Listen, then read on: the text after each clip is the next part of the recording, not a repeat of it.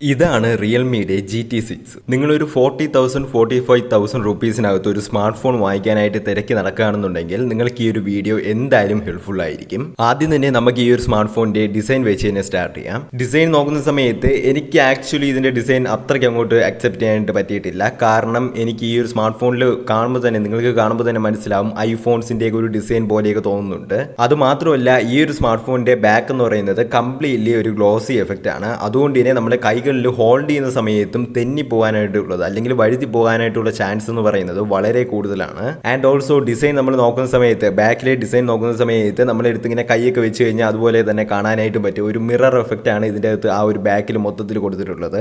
Especially ആ ഒരു camera മൊഡ്യൂളൊക്കെ വരുന്ന ആ ഒരു സ്ഥലത്ത് കംപ്ലീറ്റ്ലി ഒരു മിറർ എഫക്റ്റ് ആണ്. ആൻഡ് ഓൾസോ ഒരു ഗ്ലോസി എഫക്റ്റ് ആയതുകൊണ്ട് തന്നെ സ്മഡ്ജസ് നമ്മൾ കൈകളൊക്കെ കൊണ്ട് തൊടുന്ന സമയത്ത് തന്നെ അതെല്ലാം സ്മഡ്ജ് ചെയ്ത് അതിൻ്റെ അകത്തിരിക്കും. അത് ഭയങ്കര അനോയിങ്ങും കൂടിയാണ്. സോ പേഴ്സണലി എനിക്ക് ആ ഒരു ഡിസൈനിൽ എനിക്ക് തോന്നിയിട്ടുള്ളതെന്ന് പറയുന്നത് എനിക്ക് ഇതിൻ്റെ ഡിസൈൻ അത്രത്തോളം നല്ലൊരു ഡിസൈൻ അല്ലെങ്കിൽ അത്രത്തോളം നല്ല അപ്രിഷിയേറ്റ് ചെയ്യാൻ പറ്റുന്ന നല്ലൊരു ഡിസൈൻ ആയിട്ട് എനിക്ക് പേഴ്സണലി തോന്നിയിട്ടില്ല. മേ ബി ഇതെല്ലാ പേർക്കും ഒരേപോലുള്ള ഒരു ഒപ്പീനിയൻ അല്ലായിരിക്കാം. എനിക്ക് പേഴ്സണലി എനിക്ക് അത്രത്തോളം നല്ലൊരു ഡിസൈൻ ആയിട്ട് എനിക്ക് തോന്നിയിട്ടില്ല. അപ്പാർട്ട് ഫ്രം ദാറ്റ് നമ്മൾ ബിൽഡ് നോക്കുന്ന സമയത്ത് കോർണിംഗ് ഗൊറില്ല ഗ്ലാസ് വിക്ടസ് 2 ആണ് ഇതിന്റെ ഫ്രണ്ട് ഗ്ലാസ്സിലെ പ്രൊട്ടക്ഷൻ എന്ന് പറയുന്നത്. ആൻഡ് ബാക്കും ഗ്ലാസ്സിലാണ് വരുന്നത്. എന്നാൽ ബാക്ക് ഗ്ലാസ്സിന് നമുക്ക് പ്രൊട്ടക്ഷൻ വരുന്നില്ല. ആൻഡ് ഓൾസോ ഈ ഒരു സ്മാർട്ട് ഫോണിന്റെ ഫ്രെയിം നോക്കുന്ന സമയത്ത് കംപ്ലീറ്റ്ലി ഒരു പ്ലാസ്റ്റിക് ഫ്രെയിമിലാണ് വരുന്നത്. അതും നമ്മൾ എടുത്ത് തന്നെ പറയേണ്ട ഒരു കാര്യമാണ്. 40,000 റേഞ്ചിൽ അല്ലെങ്കിൽ ഒരു 45,000 റേഞ്ചിൽ വരുന്ന ഒരു സ്മാർട്ട് ഫോൺ ആയിട്ടും പ്ലാസ്റ്റിക് ഫ്രെയിം എന്ന് പറയുന്നത് കുറച്ച് അക്സെപ്റ്റഡ് ആയിട്ടുള്ള ഒരു കാര്യമല്ല. അതല്ലാതെ നമ്മൾ ബിൽഡിനെ കുറിച്ച് കൂടുതലായിട്ട് നോക്കുന്ന സമയത്ത് ഇതിൻ്റെ അകത്ത് IP65 റേറ്റിംഗ് വരുന്നുണ്ട്. അതുപോലെ തന്നെ സ്മാർട്ട് ഫോണിന്റെ ഓവറോൾ വെയിറ്റ് എന്ന് പറയുന്നത് 199 ഗ്രാമാണ്. 200 ഗ്രാമിന്റെ ഒരു വെയിറ്റ് ആണ് ഈ ഒരു സ്മാർട്ട് ഫോണിന് വരുന്നത്. അതായത് ഒരുപാട് കുറവും അല്ല എന്നാൽ ഒരുപാട് കൂടുതലും അല്ല. ഈ ഒരു കാറ്റഗറിയിൽ വരുന്ന മറ്റുള്ള സ്മാർട്ട് ഫോൺ വെച്ച് കമ്പയർ ചെയ്യുന്ന സമയത്ത് കുറച്ചധികം വെയിറ്റ് എനിക്ക് ഇതിൻ്റെ അകത്ത് ഫീൽ ചെയ്തിട്ടുണ്ട്. അടുത്ത് നമ്മൾ നോക്കാൻ പോകുന്നത് ഈ ഒരു സ്മാർട്ട് ഫോണിന്റെ ഡിസ്പ്ലേ കുറിച്ചാണ്. ഡിസ്പ്ലേ നോക്കുന്ന സമയത്ത് 6.78 ഇഞ്ചിന്റെ ഒരു LTPO AMOLED ഡിസ്പ്ലേ ആണ് ഈ ഒരു സ്മാർട്ട് ഫോണിന്റെ അകത്ത് കൊടുത്തിട്ടുള്ളത്. അതുപോലെ തന്നെ റിഫ്രഷ് റേറ്റ് നോക്കുന്ന സമയത്ത് 120 ഹെർട്സിന്റെ ഒരു റിഫ്രഷ് റേറ്റും അതുപോലെ തന്നെ HDR10+ ഡോൾബി വിഷനും ഈ ഒരു സ്മാർട്ട് ഫോണിന്റെ അകത്ത് സപ്പോർട്ടീവ് ആണ്. ഇതിന്റെ അകത്ത് ഇപ്പോൾ ഞാൻ പറഞ്ഞായിരുന്നു HDR10+ സപ്പോർട്ടഡ് ആണെന്ന്. എന്നാൽ ഞാൻ യൂട്യൂബ് നോക്കുന്ന സമയത്തും ബാക്കിയുള്ള പ്ലാറ്റ്ഫോമിന്റെ അകത്തൊക്കെ നോക്കുന്ന സമയത്ത് HDR10+ സപ്പോർട്ട് എങ്ങും കാണിക്കുന്നില്ല. അതെന്തുകൊണ്ടാണെന്ന് എനിക്ക് ക്ലിയർ ആയിട്ട് അറിയത്തില്ല. മേ ബി ഒരു സോഫ്റ്റ്വെയർ അപ്ഡേറ്റ് വഴി അവർക്ക് അത് ഈസിലി കൊണ്ടുവരാൻ പറ്റുന്നതായിട്ടേ ഉള്ളൂ. അതർവൈസ് നമ്മൾ ഡിസ്പ്ലേയുടെ ക്വാളിറ്റി നോക്കുന്ന സമയത്ത് ഒരു തരത്തിലുള്ള ഇഷ്യൂസോ കാര്യങ്ങളോ ഒന്നും തന്നെ ഈ ഒരു ഡിസ്പ്ലേയിൽ എനിക്ക് ഇന്നേ വരെ ഫീൽ ചെയ്തിട്ടില്ല. ആൻഡ് ഓൾസോ സ്മാർട്ട് ഫോൺ ഒരു എഡ്ജ് ഡിസ്പ്ലേ കൂടിയാണ്. എനിക്ക് പേഴ്സണലി എഡ്ജ് ഡിസ്പ്ലേ ഭയങ്കര ഇഷ്ടമാണ്. അതുകൊണ്ട് തന്നെ എനിക്ക് ഇതിന്റെ ഡിസ്പ്ലേ ഭയങ്കരമായിട്ട് തന്നെ ഇഷ്ടപ്പെട്ടിട്ടുണ്ട്. ആ ഒരു ഷാർപ്നെസ് ആയിരുന്നാലും മൂവി കാണുന്ന സമയത്തുള്ള എക്സ്പീരിയൻസ് ആയിരുന്നാലും എല്ലാം കൊണ്ടും ഡിസ്പ്ലേയുടെ കാര്യത്തിൽ ഒരു തരത്തിലുള്ള ഒരു നെഗറ്റീവും എനിക്ക് പറയാനായിട്ടില്ല.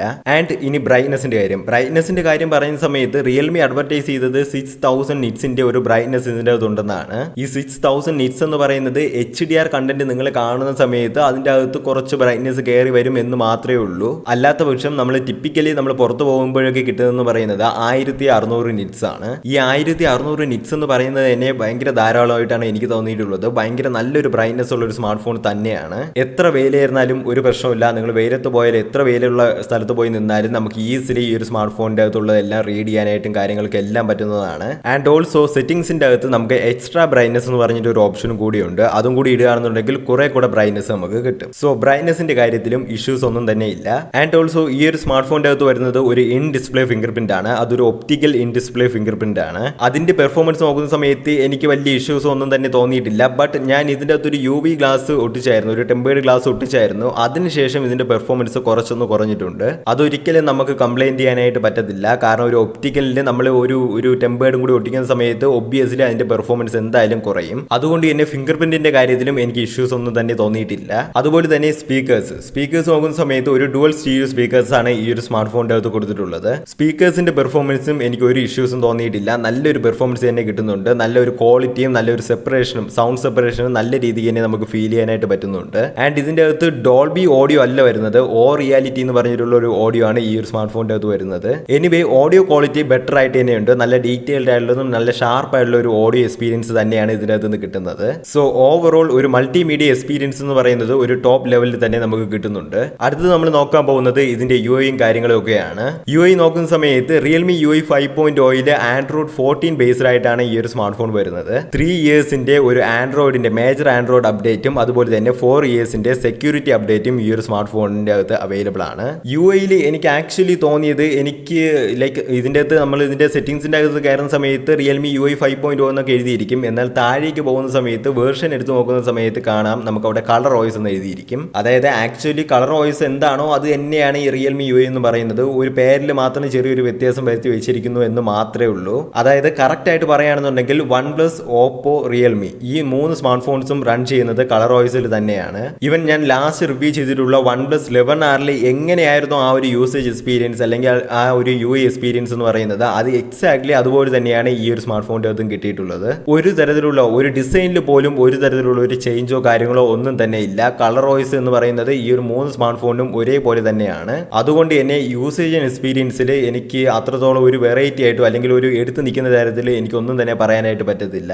നിങ്ങൾ OnePlusോ അല്ലെങ്കിൽ ഒരു Oppo ഡിവൈസ് എങ്ങനെ എടുത്ത് യൂസ് ചെയ്യുന്നോ ആ അതേ എക്സ്പീരിയൻസ് തന്നെയാണ് ഈ ഒരു സ്മാർട്ട് ഫോണിൻ്റെ അകത്ത് നിന്നും കിട്ടുന്നത്.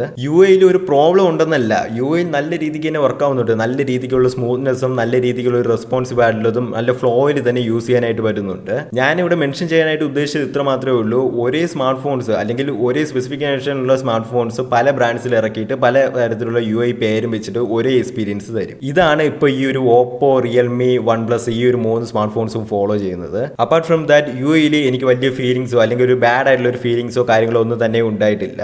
ഇനി നമ്മൾ നോക്കാൻ പോകുന്നത് ഈ ഒരു സ്മാർട്ട് ഫോണിന്റെ പെർഫോമൻസിനെ കുറിച്ചാണ്. പെർഫോമൻസ് നോക്കുന്ന സമയത്ത് Qualcomm Snapdragon 8s Gen 3 എന്ന പ്രോസസ്സറാണ് ഈ ഒരു സ്മാർട്ട് ഫോണിന്റെ അകത്ത് യൂസ് ചെയ്തിട്ടുള്ളത്. ആൻഡ് GPU നോക്കുന്ന സമയത്ത് Adreno 735 ആണ്. പെർഫോമൻസ് നോക്കുന്ന സമയത്ത് അല്ലെങ്കിൽ ചിപ്സെറ്റ് നോക്കുന്ന സമയത്ത് Snapdragon 8s Gen 3 എന്ന് പറയുന്നത് ഒരു ഫ്ലാഗ്ഷിപ്പ് ലെവൽ ചിപ്സെറ്റ് തന്നെയാണ്. ഡെയിലി ഡ്രൈവ് ആയിട്ട് യൂസ് ചെയ്യുന്ന ഏതൊരു ആപ്ലിക്കേഷനും ആയിക്കോട്ടെ നമുക്ക് ഒരു ലാഗോ കാര്യങ്ങളോ ഒന്നും തന്നെ ഫീൽ ചെയ്യുന്നില്ല. വളരെ സ്മൂത്ത് ആയിട്ടും വളരെ ഫ്ലോയിൽ തന്നെ നമുക്ക് എല്ലാ കാര്യങ്ങളും യൂസ് ചെയ്യാനായിട്ട് പറ്റുന്നുണ്ട്. വാട്സപ്പോ, ഇൻസ്റ്റഗ്രാമോ, യൂട്യൂബോ എന്ത് കാര്യങ്ങളോ ആയിക്കോട്ടെ ഈസിലി ഈ ഒരു smart phone obviously 8s Gen 3 എന്ന് പറയുന്നത് ഈ കാര്യങ്ങളെല്ലാം ഈസിലി ഹാൻഡിൽ ചെയ്യാനായിട്ട് പറ്റും. ആൻഡ് ഓൾസോ നമ്മുടെ ഇനിയിപ്പോൾ ഹൈ എൻഡ് ആയിട്ടുള്ള ഒരു ഗെയിമിംഗ് നമ്മളിപ്പോൾ BGMI നോക്കുന്ന സമയത്ത് BGMIയിൽ നമുക്ക് HDR നമുക്ക് എക്സ്ട്രീം വരെ കിട്ടുന്നുണ്ട്. അതുപോലെ തന്നെ സ്മൂത്തിൽ 90 FPS ഇട്ടും കളിക്കാനും പറ്റുന്നുണ്ട്. സ്മൂത്തിൽ 90 FPS നല്ല രീതിക്ക് തന്നെ ഒരു ഒപ്റ്റിമൈസേഷന് നമുക്ക് ഇതിൻ്റെ അകത്ത് കിട്ടുന്നുണ്ട്. എനിക്ക് BGMI കളിച്ചിട്ട് ഇന്നേ വരെ ഒരു ലാഗോ കാര്യങ്ങളോ ഒന്നും തന്നെ എനിക്ക് ഇതുവരെയായിട്ട് ഫീൽ ചെയ്യാനായിട്ട് പറ്റിയിട്ടില്ല.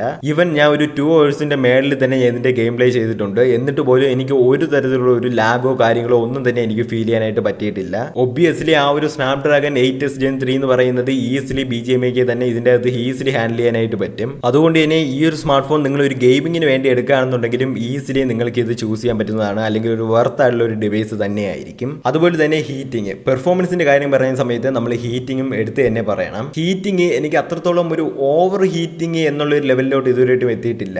ഒബ്വിയസ്ലി ഈ ഒരു സ്മാർട്ട് ഫോൺ ഹീറ്റ് ആവും. മറ്റുള്ള സ്മാർട്ട് ഫോൺസിനെ പോലെ തന്നെ ഗെയിമിംഗ് കളിക്കുന്ന സമയത്ത് ഈ ഒരു സ്മാർട്ട് ഫോണും ഹീറ്റ് ആവും. അതൊരിക്കലും ഒരു ഓവർ ഹീറ്റിംഗ് എന്ന ലെവലിലോട്ട് ഇതുവരെയായിട്ടും എത്തിയിട്ടില്ല.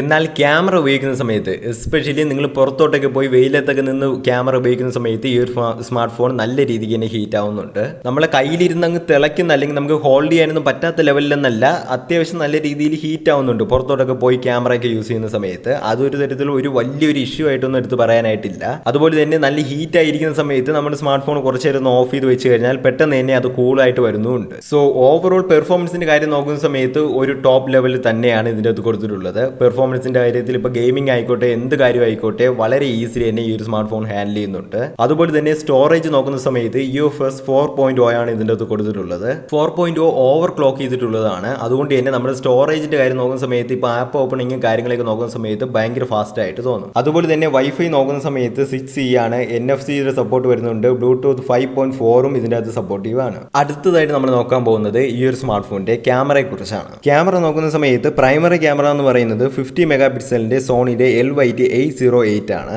ആൻഡ് സെക്കൻഡറി ക്യാമറ നോക്കുന്ന സമയത്ത് 50 മെഗാപിക്സലിന്റെ സാംസങ്ങിന്റെ JN5 എന്ന് പറയുന്ന ഒരു സെൻസറാണ്. അതൊരു 2x ഒപ്റ്റിക്കൽ സെൻസറാണ്. ആൻഡ് മൂന്നാമതായിട്ട് ഒരു 8 മെഗാപിക്സലിന്റെ ഒരു അൾട്രാ വൈഡ് ക്യാമറയും ഇതിൻ്റെ അകത്ത് കൊടുത്തിട്ടുണ്ട്. ക്യാമറയുടെ പെർഫോമൻസ് നോക്കുന്ന സമയത്ത് പ്രൈമറി ക്യാമറയുടെ പെർഫോമൻസ് നോക്കുന്ന സമയത്ത് എനിക്ക് ഒരു തരത്തിലുള്ള ഒരു ഇഷ്യൂസോ കാര്യങ്ങളോ ഒന്നും തന്നെ ഇന്നേ വരെ ഫീൽ ചെയ്തിട്ടില്ല. ഒരുപാട് തരത്തിലുള്ള ഓവർ സാച്ചുറേറ്റഡും അല്ല, എന്നാൽ ഒരുപാട് ഡള്ളും അല്ല. നല്ല രീതിക്ക് തന്നെ ഒരു വിധം നാച്ചുറൽ ടോൺ ആയിട്ട് തന്നെ ആ ഒരു സ്മാർട്ട് ഫോണിന്റെ പ്രൈമറി ക്യാമറ വർക്ക് ആവുന്നുണ്ട്. ഡീറ്റെയിൽസ് ആയിരുന്നാലും ഷാർപ്നെസ് ആയിരുന്നാലും ആ ഒരു ക്വാളിറ്റി ആയിരുന്നാലും ഇമേജിൽ നമുക്ക് നല്ലൊരു എക്സ്പീരിയൻസ് തന്നെ കിട്ടുന്നുണ്ട്. അതുപോലെ തന്നെ ആ ഒരു 2xന്റെ ആ ഒരു ടെലിഫോട്ടോ ലെൻസ്, ആ ഒരു ടെലിഫോട്ടോ 2x ഒപ്റ്റിക്കൽ സെൻസറും നല്ല രീതിക്ക് തന്നെ പെർഫോം ചെയ്യുന്നുണ്ട്. വളരെ ഡീറ്റെയിൽഡ് ആയിട്ടുള്ള ഇമേജസ് തന്നെയാണ് അതും ക്യാപ്ചർ ചെയ്യുന്നത്. കളേഴ്സ് നോക്കുന്ന സമയത്ത് നമ്മുടെ പ്രൈമറി ക്യാമറ എങ്ങനെയാണ് തരുന്നത് അതുപോലുള്ള അതേ കളേഴ്സും അതേ ഡീറ്റെയിൽസും തന്നെ നമുക്ക് ആ ഒരു സെക്കൻഡറി ക്യാമറ ആയിട്ടുള്ള ആ ഒരു 2x ഒപ്റ്റിക്കൽ സെൻസറും തരുന്നുണ്ട്. ഫോട്ടോസിന്റെ കാര്യത്തിൽ എനിക്ക് ഒരു ഇഷ്യൂസും തോന്നിയിട്ടില്ല. ഈവൻ നമ്മളിപ്പോൾ നൈറ്റ് ആയിരുന്നാൽ പോലും നൈറ്റിൽ നമ്മൾ ഫോട്ടോ എടുത്തു കഴിഞ്ഞാൽ പോലും ഗ്രെയിൻസ് കുറച്ച് അത്യാവശ്യം നല്ല രീതിയിൽ തന്നെ ഫോട്ടോസ് തരുന്നുണ്ട്.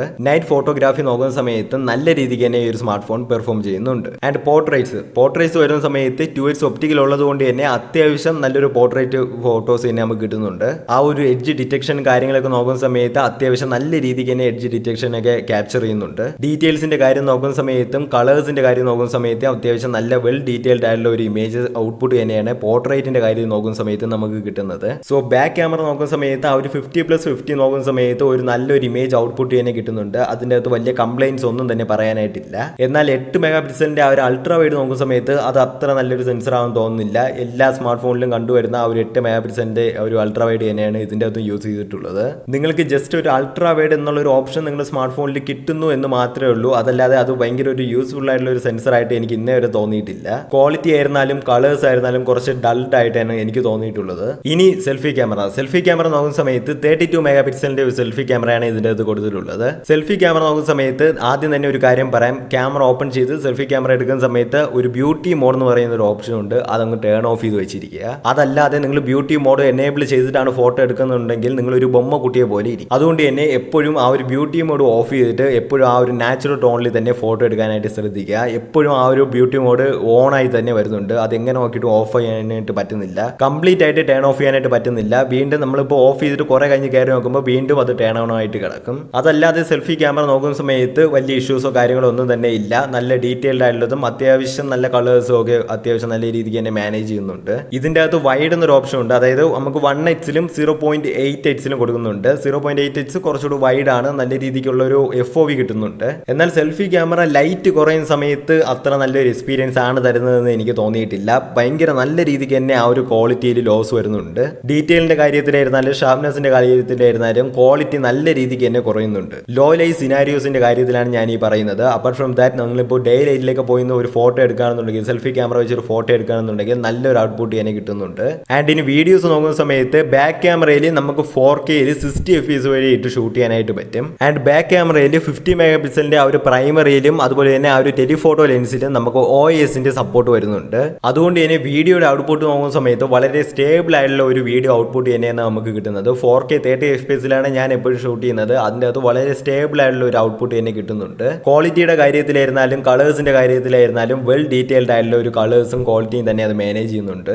ബാക്ക് ക്യാമറയുടെ വീഡിയോ പെർഫോമൻസ് എനിക്ക് ഭയങ്കരമായിട്ട് ഇഷ്ടപ്പെട്ടിട്ടുണ്ട്. കാരണം നല്ല രീതിക്കുള്ള ഒരു ഒപ്റ്റിമൈസേഷനും നല്ല രീതിക്കുള്ള ആ ഒരു സ്റ്റെബിലിറ്റിയും കാര്യങ്ങളും തന്നെ ഈ ഒരു ബാക്ക് ക്യാമറയിൽ കിട്ടുന്നുണ്ട്. സെൽഫി ക്യാമറ വെച്ചുള്ള വീഡിയോ പെർഫോമൻസ് നോക്കുന്ന സമയത്ത് സെൽഫി ക്യാമറയിൽ 4K 30 FPS-ലിട്ട് നമുക്ക് ഷൂട്ട് ചെയ്യാനായിട്ട് പറ്റും. അതിന്റെ പെർഫോമൻസ് നോക്കുന്ന സമയത്ത് കളേഴ്സ് കുറച്ചൊന്ന് ഡൾ ആയിട്ട് ഇരിക്കുന്നതായിട്ട് എനിക്ക് തോന്നിയിട്ടുണ്ട്. എന്നാൽ നമുക്ക് ഫ്രണ്ട് ക്യാമറയിലും സ്റ്റെബിലൈസേഷൻ വരുന്നുണ്ട്. അതുകൊണ്ട് തന്നെ നല്ല രീതിക്കുള്ള ഒരു ഫ്ലോ കിട്ടുന്നുണ്ട്. ആ ഒരു വീഡിയോ എടുത്ത് പോകുന്ന സമയത്ത് നമുക്ക് വ്ലോഗ് ചെയ്തൊക്കെ പോകണമെന്നുണ്ടെങ്കിൽ നല്ലൊരു ഫ്ലോ കിട്ടുന്നുണ്ട്. അതുകൊണ്ട് തന്നെ എനിക്ക് ഈ ഒരു സ്മാർട്ട് ഫോണിന്റെ ക്യാമറ എനിക്ക് ഭയങ്കരമായിട്ട് ഇഷ്ടപ്പെട്ടിട്ടുണ്ട്. ബാക്ക് ക്യാമറയിൽ ആ ഒരു പ്രൈമറിയും ആ ഒരു സെക്കൻഡറി ക്യാമറയും അതുപോലെ തന്നെ ഫ്രണ്ട് ക്യാമറയുടെ വീഡിയോ പെർഫോമൻസ് നോക്കുന്ന സമയത്ത് എക്സലന്റ് വർക്ക് തന്നെയാണ്. സോ ഓവറോൾ നോക്കുന്ന സമയത്ത് ഒരു ക്യാമറ പാക്ഡ് ആയിട്ടുള്ള ഒരു ഡിവൈസ് കൂടി തന്നെയാണ് റിയൽമി GT6 എന്ന് പറയുന്നത്. ആൻഡ് ഓൾസോ ഈ സ്മാർട്ട് ഫോണിന് ആ ഒരു AI ഫീച്ചേഴ്സ് എല്ലാം ഇതിൻ്റെ അകത്തും വരുന്നുണ്ട്. അതായത് നമുക്ക് ആ ഒരു സ്മാർട്ട് ഇറേസും കാര്യങ്ങളെല്ലാം തന്നെ ഇതിൻ്റെ അകത്തും വരുന്നുണ്ട്. അതായത് ഒരു ഫോട്ടോയിൽ നിന്ന് ഇമേജ് കട്ട് ഔട്ട് ചെയ്യാനും അതെടുത്ത് കോപ്പി ഷെയർ ചെയ്യാനും അങ്ങനെയുള്ള കാര്യങ്ങളെല്ലാം തന്നെ ആ ഒരു AI വെച്ച് നമുക്ക് ഈ ഒരു സ്മാർട്ട് ഫോണിൻ്റെ അകത്ത് ചെയ്യാനായിട്ട് പറ്റും.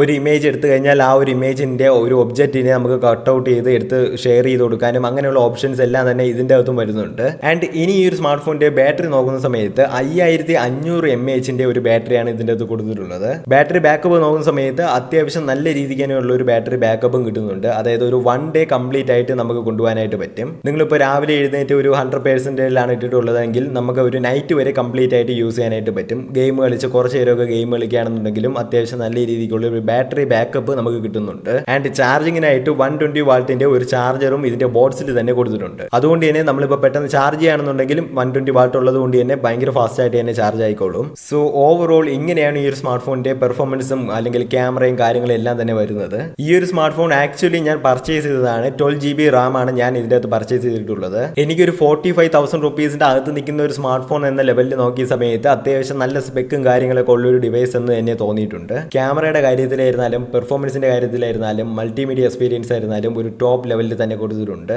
ആൻഡ് എനിക്കൊരു കാര്യം പറയാനായിട്ടുള്ളത്, ഞാൻ ഇന്നേ വരെ വീഡിയോ ഷൂട്ട് ചെയ്തിട്ടുള്ളതും ഈ ഒരു വീഡിയോ ഷൂട്ട് ചെയ്യുന്നതും റെഡ്മിയുടെ നോട്ട് 10 Pro എന്ന ഈ ഒരു സ്മാർട്ട് ഫോണിൻ്റെ അകത്താണ്. സോ അടുത്ത വീഡിയോ മുതൽ, അതായത് ഇനി നമ്മുടെ അങ്ങോട്ട് വരുന്ന വീഡിയോസ് എല്ലാം തന്നെ റിയൽമി GT6 എന്ന ഈ ഒരു സ്മാർട്ട് ഫോണിൻ്റെ അകത്തായിരിക്കും നമ്മൾ ഷൂട്ട് ചെയ്യുന്നത്. അത് ജസ്റ്റ് ഒന്ന് ഈ ഒരു വീഡിയോയിൽ ഒന്ന് ഇൻക്ലൂഡ് ചെയ്തു എന്ന് മാത്രമേ ഉള്ളൂ. എനിവേ ഈ ഒരു വീഡിയോ നിങ്ങൾക്ക് യൂസ്ഫുൾ ആയി എന്ന് തന്നെ വിചാരിക്കുന്നു. ഇതുപോലുള്ള കൂടുതൽ വീഡിയോസിനായിട്ട് ഈ വീഡിയോ ഉറപ്പായിട്ടും ഒന്ന് ലൈക്ക് ചെയ്യുക ആൻഡ് ചാനൽ ഒന്ന് സബ്സ്ക്രൈബ് ചെയ്യുക. ഇനി ഇതുപോലുള്ള ഒരുപാട് വീഡിയോസ് ആയിട്ട് നമ്മൾ വരുന്നതാണ്. സോ അതുവരത്തേക്കും ബൈ.